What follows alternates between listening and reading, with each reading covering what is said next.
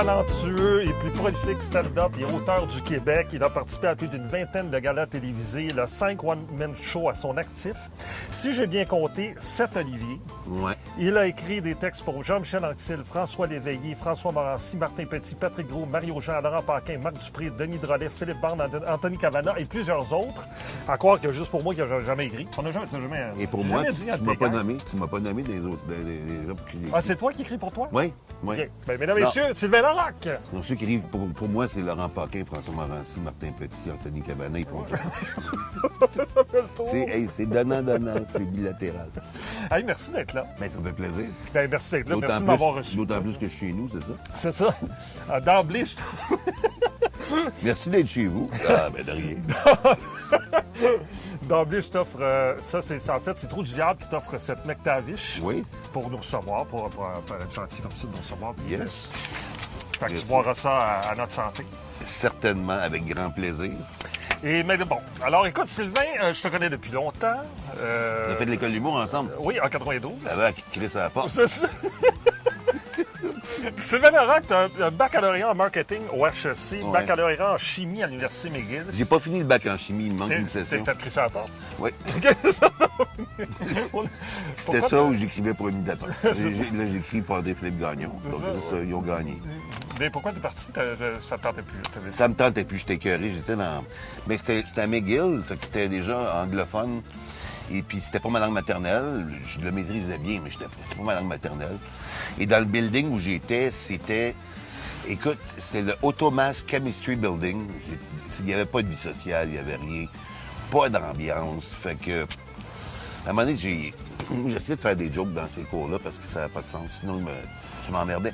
Et un des meilleurs gags que j'ai fait, d'ailleurs, en début de carrière, je pensais pas être humoriste encore, mais je pense qu'il y a un gag qui m'a donné le goût de devenir humoriste. OK, je peux te le conter. Oui, ben oui. C'est arrivé dans un cours, t'as une guêpe. Bon. Il y en a partout cet été. Ça, ouais, je sais, OK.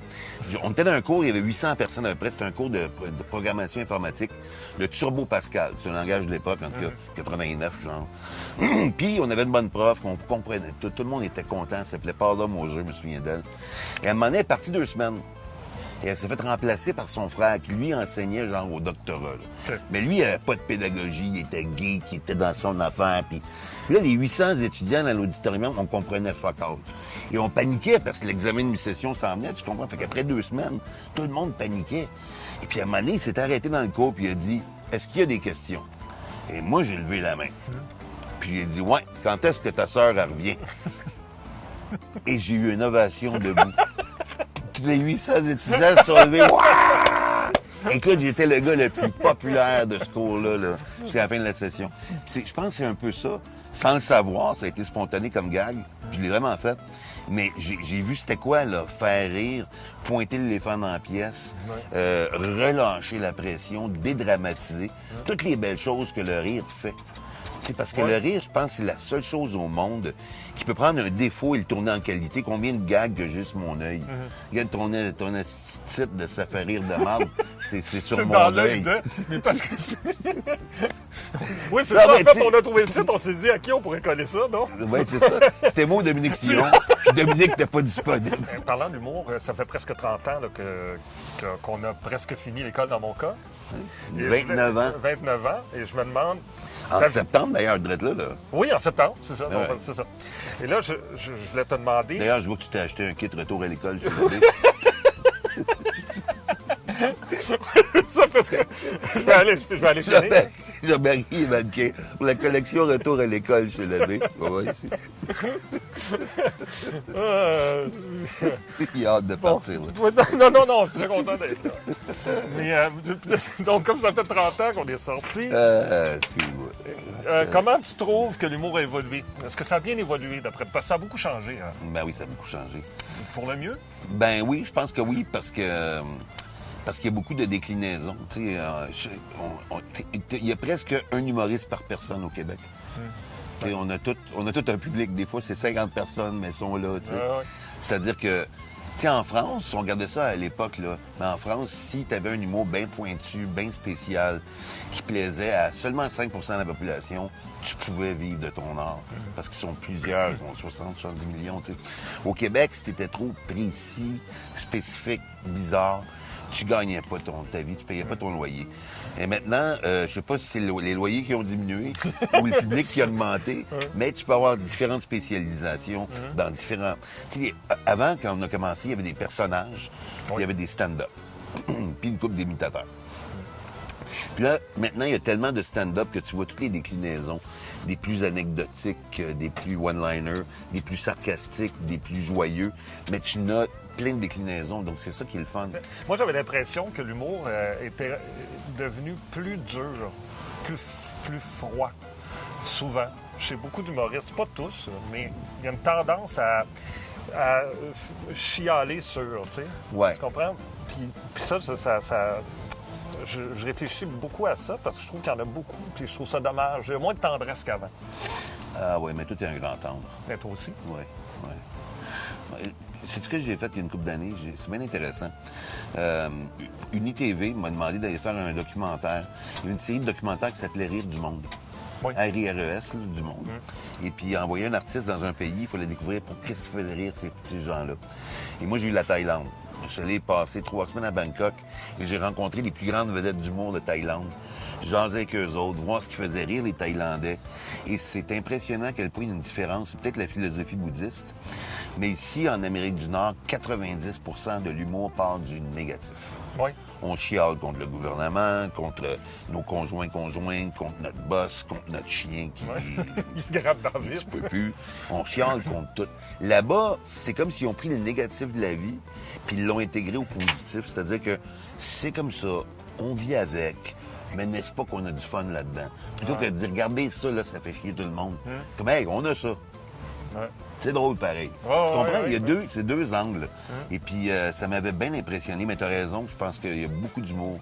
En Amérique du Nord, en tout cas, qui part du négatif. Je pense qu'en Europe aussi. Moi, je pense aussi. Ouais. Oui. Et là, la politique t'appelle, ce qui m'a beaucoup surpris. Tu te présentes comme conseiller municipal dans le district Saint-Charles-à-Longueuil. La politique, peut-être pas. Catherine Fournier, oui. Là. Catherine m'a appelé, elle disait tant de suite présenterai comme conseiller. Mais la politique ne m'a pas appelé comme tel. Et puis, si ça n'avait pas été de Catherine Fournier, j'aurais pas rembarqué. OK. J'aurais dit non. Mais cette femme-là, j'y crois. Elle est jeune, elle est brillante, elle est dynamique, elle est fun. Puis, il y a un avantage à la politique que je trouve, c'est que la politique, c'est le seul domaine où tu peux être le petit nouveau à 54 ans. Oui, c'est vrai. Le petit jeune. Trouve-en Oui. d'autres domaines de même. C'est vrai. Hey, tu sais, comme Biden, il y a 200 ans, il est président des États-Unis. J'ai tout ça devant moi. Les gens me demandent pourquoi la politique municipale. Ouais, pourquoi le. Ben non, mais c'est parce que. Non, mais c'est vrai, parce que pourquoi pas provincial, fédéral, tu sais. Moi, je trouve que, et puis j'y ai pensé, puis c'est la meilleure réponse que j'ai trouvée, je trouve que la politique municipale est à la démocratie, ce que le stand-up comique est aux arts de la scène. C'est-à-dire que tu es en contact direct avec les gens, tu n'as rien qui te sépare de leur réalité. Et tu peux voir l'impact de l'application de ton idée immédiatement. C'est vrai. Pour ça, c'est la même dynamique que le stand-up, mais version politique. Puis veux pas. Et toi, tu sais comme moi, t'as été auteur aussi, t'as créé toutes sortes d'affaires, des films, des séries, des shows. En fait, moi, après 29 ans, j'en suis venu à avoir travaillé dans tellement de domaines que je me considère plus comme un marchand d'idées que comme un humoriste. Oui, un créateur en général. En général, puis tu sais, la création, c'est un geyser. Ça part dans tous les sens. Puis la politique, c'est juste une des manifestations de cette créativité-là, je pense. Ouais. C'est entrevue dans l'œil de Sylvain Larocque, enfant dans l'œil de Sylvain Larocque. Enfant, écoute, j'étais un petit geek. J'étais vraiment dans ma bulle. Moi, je pensais... Tu sais, j'avais pas d'amis, puis j'avais un œil super accroché. Encore plus que là. OK. Tu sais... Et ma mère n'a pas su que j'étais aveugle d'un œil avant l'âge de 3 ans. OK. Parce qu'il y avait un accident à ma naissance, avec le forceps, tout ça. Elle savait qu'il y avait un accident à naissance, mais elle savait pas que j'étais aveugle. Puis moi, j'étais bébé, je peux pas le dire, tu comprends? Fait qu'à un moment donné, moi, enfant, j'avais 0 ami. Mais là, à un moment donné, à mes 3 ans, elle m'a organisé un party de fête. Fait qu'elle a invité des figurants. Puis, Tous des hommes, des femmes de 35-40 ans. ils sont pas tout à fait dans l'UDA encore. Et là, j'étais à mon party de fête de 3 ans avec ma gang de figurants. Puis là, on jouait à pique la queue de langue. Tu as un bandeau sur les yeux, faut que tu piques la queue de langue. Puis là, à un moment donné, ça me piquait ici, fait que j'ai relevé le bandeau pour me gratter. Elle m'a dit, Sylvain, tu triches. Je dis, ben normalement, je triche pas. Elle dit, ben oui, tu vois. Je dis, non, je vois pas. Et là, elle a fait le Elle a lien. pris comme ça. Elle a fait le lien avec l'accident de naissance, puis elle a fait OK, boy, là, elle l'a su. Ça a beaucoup teinté mon enfance parce que, ben, tu sais, c'est cruel des enfants au primaire. Ouais. Fait que t'es pas nécessairement le plus populaire.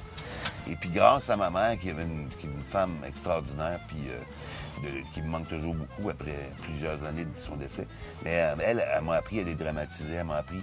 Moi, j'ai voulu entendre le rire de ma mère très tôt dans la vie. Puis très tôt, je me suis rendu compte que le rire pouvait me sortir de cette espèce de situation de bully, de cours d'école, de me faire niaiser, tout ça. Et puis, si bien que rendu au cégep, j'étais le gars qui a le plus d'amis au cégep. Oui. Tu comprends? Mais c'est l'humour qui a tout fait ça. Les animaux de compagnie dans l'œil de Sylvain Larocque, parce que, bon, j'ai rencontré mon oncle, ton chien. Est-ce que c'est important? C'est important. Ça l'a toujours été. J'ai toujours été... mes parents faisaient l'élevage même de chiens quand j'étais jeune. Puis, donc, j'ai toujours grandi avec des animaux. On a eu des souris blanches, des perruches, on a eu des chats, des chiens. On avait tout ça. Puis moi, j'ai toujours eu des chiens. La vaccination dans l'œil de Sylvain Larocque? Moi, j'ai entièrement confiance en la science. J'ai un background scientifique aussi. Là. En chimie? En chimie. Tu pourrais t'as fait ton propre vaccin? Moi, moi et mon oncle. Oui. Mon oncle, dans mon laboratoire L'urine de mon secret, oncle, en bas, puis et tout ça. Non, mais j'ai entièrement confiance en tout ce qui est vaccin, tout ce qui est technologie. Puis ce rendu-là, c'est une question de foi. Tu sais, puis, disons simplement que j'ai foi en la médecine. L'indépendance du Québec dans l'œil de Sylvain Larocque, c'est une grande question, tu vas me dire, mais... Oui, c'est une grande question. Je pense qu'avant de penser à toute forme d'indépendance, parce que, tu sais, on a refusé notre indépendance démocratiquement 2 fois. Là. C'est un des seuls... Je pense qu'on est le seul peuple de la planète à avoir fait ça. Ah, puis non. C'est comme... Bah, c'est ça. Mais on veut... Ah, puis non. Non, peut-être que oui, peut-être que non. Ouais. Mais pour moi, ça, c'est pas ça qui vient tout de suite. Je pense qu'on a besoin d'être fiers de nous au Québec. Tu sais. Puis ça, je l'ai remarqué à force de faire des shows à l'extérieur, que ce soit en France ou aux États-Unis, les gens, ils vont, tu sais, les humoristes peuvent être plus arrogants, plus baveux, plus cyniques, puis les gens vont le prendre. Au Québec, les gens le prennent moins. On dirait qu'on est plus facilement, on se sent inadéquat. Mais pourquoi il n'est pas fin, monsieur? Pourquoi? J'ai-tu fait de quoi? Il nous aime pas, on veut pas l'avoir à Noël. Ouais. Mais va en France, puis le gars peut être baveux, puis rire d'eux autres dans leur face, ce que je faisais d'ailleurs. Puis eux autres, ils se sentent même pas atteints par ça. Non. Parce que les États-Unis, c'est pareil, parce que l'Américain, puis le cave, il est convaincu qu'il est plus intelligent qu'un Français intelligent, juste parce qu'il est américain, tu comprends? Oui. Il y a une espèce de Cette fierté aveugle ouais. en tant que peuple que nous, on n'a pas, je trouve. Non. Et avant de penser à toute forme d'indépendance, je pense que c'est ça qu'il faut redonner à notre peuple. Et puis la façon de faire ça, selon moi, c'est d'exporter l'immense talent qu'on a ici dans plein de domaines et de le faire valoir à l'étranger. Un peu comme nos athlètes de tennis font ce week-end au US Open, c'est écœurant. Un peu ce comme Villeneuve a fait avec Dune, un peu ce comme plein de gens, le Cirque du Soleil, plein de gens qui sont illustrés à l'extérieur, on peut en être fiers. Et plus on va avoir de ça, plus on va exporter nos talents, plus on va avoir une fierté en tant que nation. Puis après ça, on peut commencer à parler d'indépendance. Mais commençons par la base. Oui, bien c'est ça, parce que là, tu commences au municipal, là, tu vas monter tranquillement, puis c'est toi qui vas faire l'indépendance. C'est Sylvain Larocque qui va le faire. Moi, je le sens, ça. Merci beaucoup, Sylvain. Mais ça me fait tellement plaisir. C'était un bonheur de te revoir. Ça a été une belle occasion de se revoir. Yes. On se voit passer souvent. Yeah. Merci.